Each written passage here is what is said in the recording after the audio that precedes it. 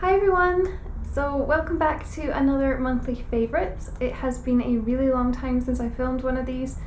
I think the last one that I filmed was around about November last year, and basically the reason why it's been so long is because every month I would make a list and I would plan to film a favourites video, and then it would kind of get a little bit too far into the following month and I would feel like it had become too late to film a favourites video, and I would think, well, I'll just leave it to next month, and every single month it would get to the next month, the next month, the next month, and now of course we are into May, and so this is me filming my April favourites video. This is the 8th of May, so it's a little bit later than I would really like it to be. I was kind of hoping to film this at the end of April, but I thought, you know what, this time I'm not going to delay it for a whole other month, I'm just going to do it slightly later than I had planned. So let's just jump right into it and start with the first product. So the first thing that I am going to talk about is this, which I've actually had since December last year, I think, possibly even towards the end of November. And that is this mirror from Simple Human. So while I was living in the Airbnb, which we were staying in before we moved here, I found that when I was getting up for an early shift at work, it was too dark for me to be able to apply my makeup properly. And I really wanted something that could help with the lighting situation and help me see what I was doing with my makeup when I was applying it to go to work. So I did a lot of research online and I found that this was the perfect solution for me. This mirror has batteries in it. You charge it up and then the batteries last for up to 5 weeks of use. It is a magnifying mirror and it's also got a sensor up here at the top, so it can tell when your face is close to it. It's actually switched off at the moment, but if I switch it on, you will see that it actually will light up when it senses that you're close to it, and it just gives the perfect amount of light to be able to apply your makeup properly and see exactly what you're doing. It's a very natural light, and I've just found that that this has really helped with applying my makeup in the mornings when it's just too dark and I don't have really good lighting in my apartment. It's height adjustable, so at the back here you'll see that there is this section. This just pulls up, and you can also tilt this forwards and back as well, just to get the right angle for your makeup application. So if I'm doing something like a winged eyeliner, then I'll tend to tilt it up more and look down into the mirror, and I just find that that makes it so much easier to apply my eyeliner. So if you are looking for a mirror to help with applying your makeup, then I would definitely recommend this. It is on the pricier side, but I think it's certainly worth investing the money if you're really looking for something to help with the lighting situation and seeing what you're doing a bit better. There's cheaper alternatives out there, but generally they're just not quite as good as this one. So now I have quite a few beauty favourites, and everything that you see in terms of beauty favourites is something that I have on my face today. So the first one is this, which is the foundation that I'm currently wearing. This is the NARS Sheer Glow Foundation in the shade Siberia. So prior to this, I was using the Urban Decay Naked Skin Foundation in the shade 0.5. I really liked that foundation, but I found that 0.5 was just a little bit too pink and ever so slightly too dark for me. So I thought that I would give the NARS foundation a go, and Siberia turns out to be the perfect shade for me. It's not too yellow and it's not too pink. It is I would say at kind of medium coverage, light to medium coverage, depending on how much you build it up on your skin. It's certainly not a very full coverage, so if that's what you're looking for, then this is probably not the foundation for you. But I think it's good as a kind of everyday foundation rather than something for going on a night out. I find that the best way to apply this is with a damp beauty blender or blending sponge. I have tried applying it with a sponge and with brushes, and I found when I applied it with brushes it just seemed to look a bit more cakey and a bit more obvious on my face. But when I use the Real Techniques sponge and I have it damp, then it just completely blends into my skin and looks exactly like my skin. So I would say that this is definitely a worthwhile purchase. It doesn't actually come with the pump. You have to buy the pump separately, and I would definitely advise doing that. It just makes it so much easier for application. But if you are somebody who has very, very fair skin and you struggle to find a shade that suits you, then I would say Siberia is possibly a shade that might work for you. And if you're just looking for a kind of light to medium coverage, then give this a go and try it out with a damp sponge and see how you get on.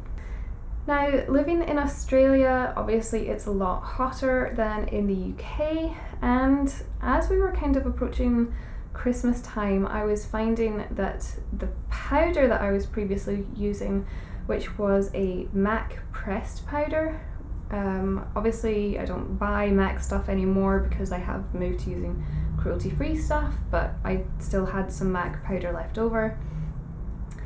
That was really struggling to keep up with the heat in Australia, and about halfway through the day I would find that my face just looked like an oil slick. So I was looking for a powder that would help to control that a lot better and wouldn't really need reapplied during the day. And if you follow me on Instagram, you would have seen that I went out and purchased this, which is the Chantecaille loose powder in the shade Light.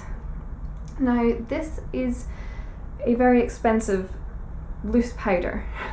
I have to say it is very expensive. However, I had done a lot of research into different kinds of powders before I went out and bought this one, and this was very, very highly I can't talk today. This one was very, very highly reviewed. So it's a very finely milled powder, and if I just open this up here, you will see that it comes with this powder puff inside. It's not the neatest thing for taking on holiday with you because the top does just sit on here, it doesn't screw on, and obviously with it being a loose powder there is more danger that this might open and spill everywhere. But I have to say that when I started using this, it made such a difference to the way that my makeup looked and the way that my makeup lasted. It looks incredibly natural on the skin. It doesn't really look as though you're wearing powder. So what I do is I put a small amount of the powder into the lid and kind of shake it around a little bit just to make sure it's a bit more evenly spread around the lid. And then I use the powder puff, put it in the powder, and then sort of roll it across my skin. And then what I do after that is that I'll take a large powder brush and swirl it around in any powder that's left over and just sweep that over my skin, and that's me. So obviously if you're not looking to spend this amount of money, then there would be other alternatives out there. But I suppose if you've tried various powders and they haven't really been working for you, then I would suggest trying the Chantecaille powder. I have used this a lot and it doesn't really look as though I've used anything of it. I think this will last a really long time. And this is 28 grams. So I do think I'm going to get a fair amount of use out of this, and I don't anticipate that I'm going to have to buy a new one anytime soon. I have still got some of my MAC pressed powder left, and it's just a little bit round the edge, so now that the weather's a bit cooler, I've kind of used that every now and then. I'm just trying to finish it up and then I'm going to get rid of it. So that's the powder that I have really been loving over the last few months. Now, in terms of mascara, I tend to stick more to waterproof mascaras. I don't really know what it is, but I just always have chosen to buy waterproof mascaras over the normal kinds of mascaras. There does tend to be a much smaller variety when it comes to those, and quite often I find that they can be really tricky to remove. They can be kind of clumpy, or they just don't give the kind of effect that you're looking for.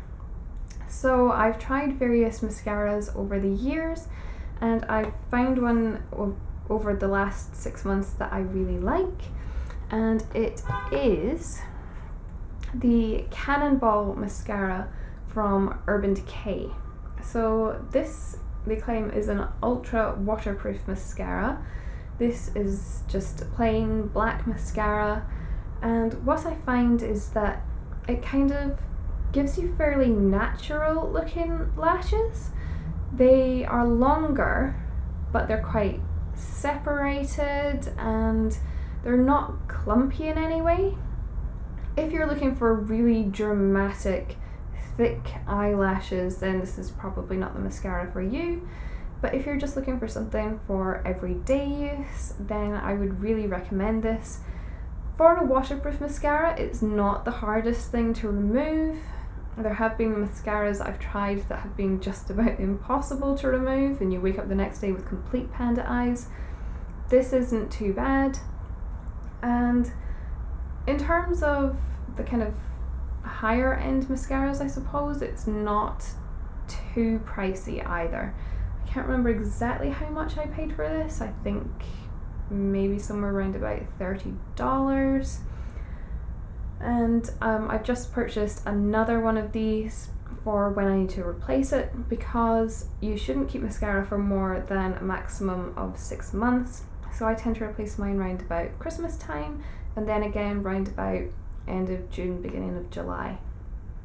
So that is my mascara. On my lips today, I have the Too Faced Melted Matte Liquefied Matte Longwear Lipstick.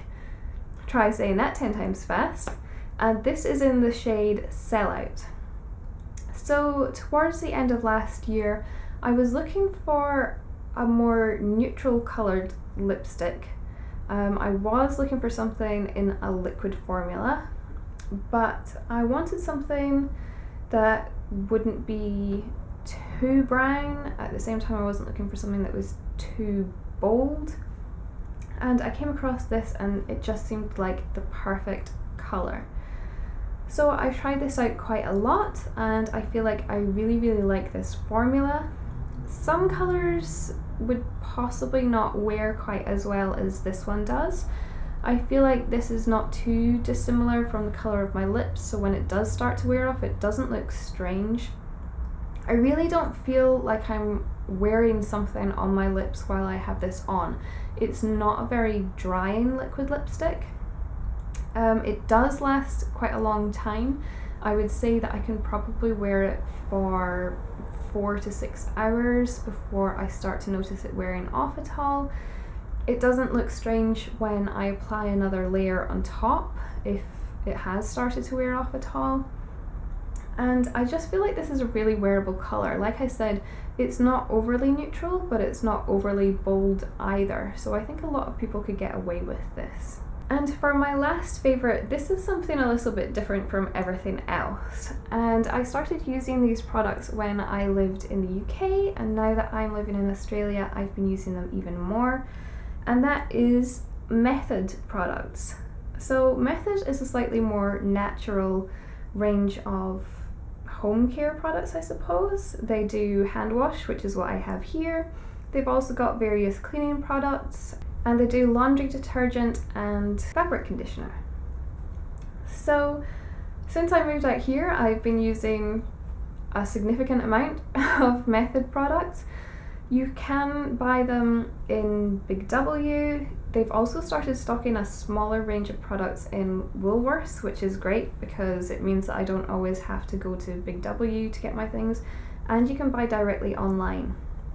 So if I'm buying quite a lot, then I will buy my stuff online. There is a flat fee for postage. I think it's maybe like $9 or $10 for postage. But their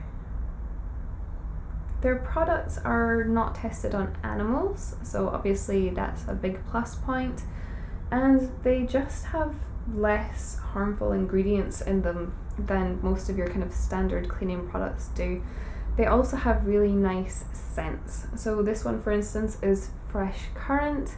They've got various scents like clementine and pink grapefruit and cucumber, so it just smells really nice when you're doing your cleaning rather than everything smelling really chemically.